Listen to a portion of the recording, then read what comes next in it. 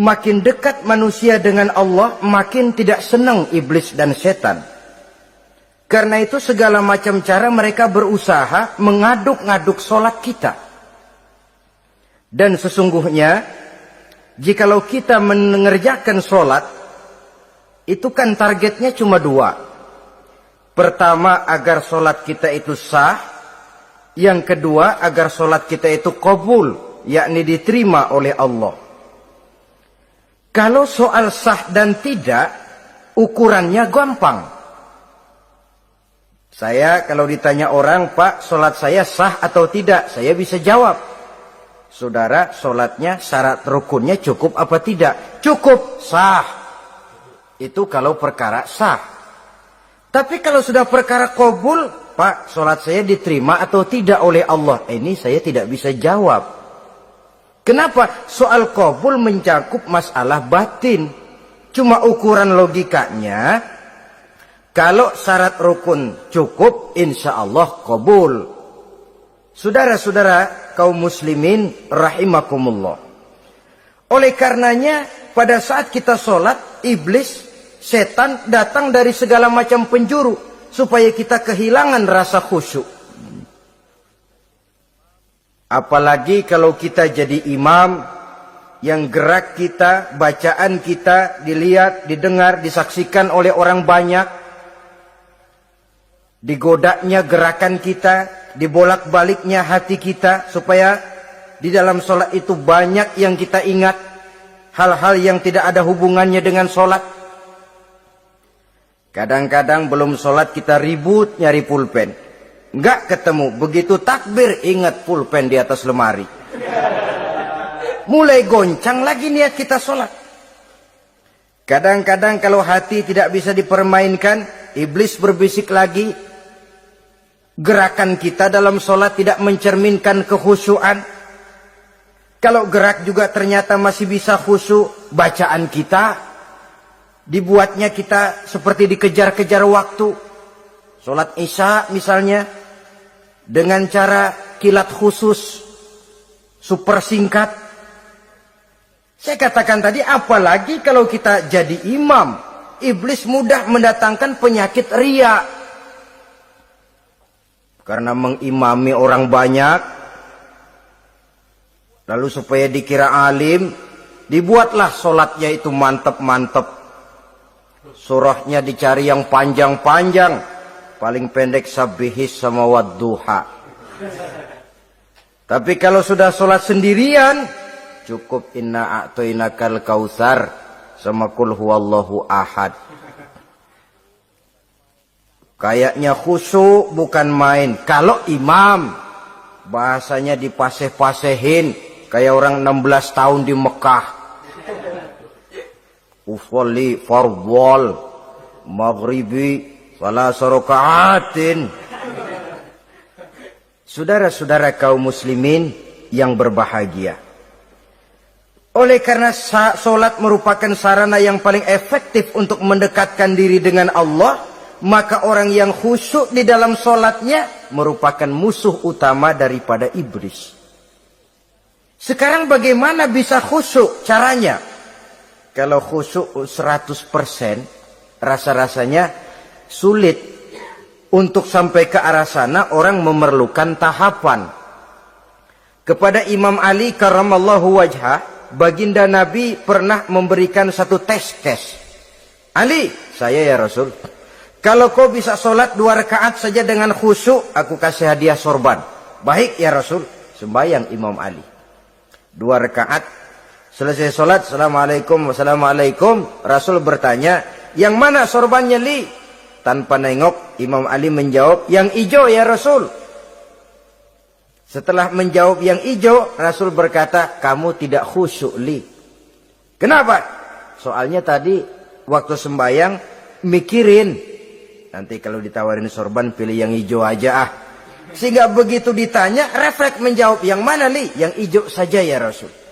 Oleh karena itu, menurut Al-Imam Nawawi, pada tingkatan yang paling sederhana, sudah sampai ke tingkat khusyuk, asal pada waktu takbiratul ihram ingat kepada Allah. Tapi jangan lupa, itu tangga pertama. Jangan ada fatwa begini lalu aman. Yang penting kan takbirnya ingat Tuhan, belasononya mau kemana kek. Bukan itu. Itu pada tingkatan pertama sudah sah dipandang khusyuk solatnya orang awam, asal pada waktu takbiratul ihram dia ingat kepada Allah. Tetapi harus terus berusaha agar sepanjang solat dia ingat kepada Allah. Caranya bagaimana? Pertama, menanamkan diri bahwa pada saat kita sedang mengerjakan solat, yang lain tidak ada kecuali Allah. Yang kedua, berusaha memahami apa yang kita baca. Sehingga pada saat kita sujud, subhana rabbiyal a'la wa bihamdi, terbayang kemahasucian Allah, kemahatinggian Allah. Sehingga hati tidak mengembara, mulut berucap, hati mengikuti apa yang diucapkan. Yang kadang-kadang membuat hati kita jalan-jalan, badan di masjid, badan takbir, badan ruku, tapi hati di pasar, hati di kantor, hati di pabrik. Karena yang kita ucapkan tidak berakar di hati. Yang kita baca kita nggak tahu artinya. Sangat boleh jadi hati lalu mengembara kemana-mana. Jadi untuk menopang kekhusyuan ini, cara yang paling efektif, pertama, tidak ada yang lain pada waktu kita sholat kecuali Allah. Yang kedua, berusaha memahami apa yang kita baca. Dikala kita sujud dikala kita duduk di antara dua sujud, Rabbighfirli, ya Allah ampuni dosa saya, warhamni, kasihani saya, dan selanjutnya. Mulut membaca, hati mengikuti.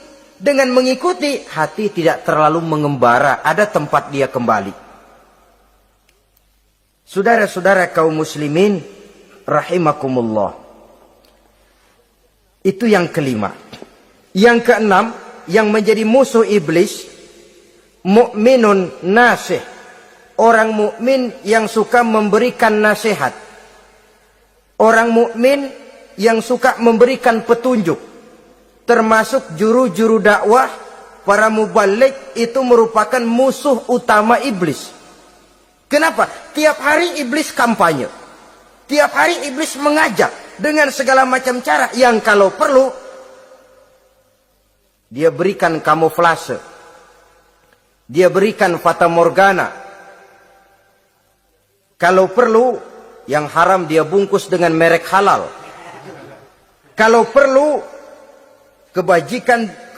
kejahatan dia bungkus dengan baju kebajikan. Istilahnya racun diberi merek madu. Dan itu wajar. Cuma kita tentu harus punya filter, daya saring positif agar tidak salah pilih. Karena iblis ini pintar betul. Kalau kita khusyuk dalam sholat, dia tanamkan kepada kita misalnya seperti tadi itu. Sholatmu memang hebat, khusyuk. Di kampung ini tidak ada orang yang sholatnya seperti kamu. Tertanam itu dalam hati kita, timbul ujub. Akhirnya, iya. Gue lihat-lihat di kampus ini kagak ada yang sembayangi kayak gua. Nah, sudah masuk iblis. Jadi, dia pandai mengikuti gerak hati dan irama denyut jantung manusia ini. Kemana kecenderungan manusia, ke situ dia masuk. Pendeknya iblis itu kendang. Saudara-saudara kaum muslimin rahimakumullah. Termasuk juru-juru dakwah, para mubalik, orang yang suka memberikan nasihat ini. Mereka memberikan filter kepada umat, kepada jamaah, jangan sampai salah pilih. Dan iblis menyesatkan kita supaya kita salah pilih. Satu contoh ringan. Kalau di depan saudara ada dua buah gelas, yang segelas isinya jamu, yang segelas sirup. Kira-kira saudara minum yang mana? Jamu. Jamu apa sirup? Jamu. Sirup apa jamu? Jamu. Orang yang pikirannya panjang, dia pasti minum jamu. Pahit memang, getir memang, tapi besok badan sehat, tenaga kuat, gairah kerja ada, kreativitas timbul, semangat menghadapi kehidupan tumbuh. Orang mukmin, orang yang berpandangan jauh ke depan. Pandangannya panjang. Panjang kemana? Tidak cuma ke dunia, sampai juga dia memandang ke alam barzah, ke akhirat. Sholat itu jamu, pahit, Ngaji, hadir di majelis taklim, itu jamu. Pahit.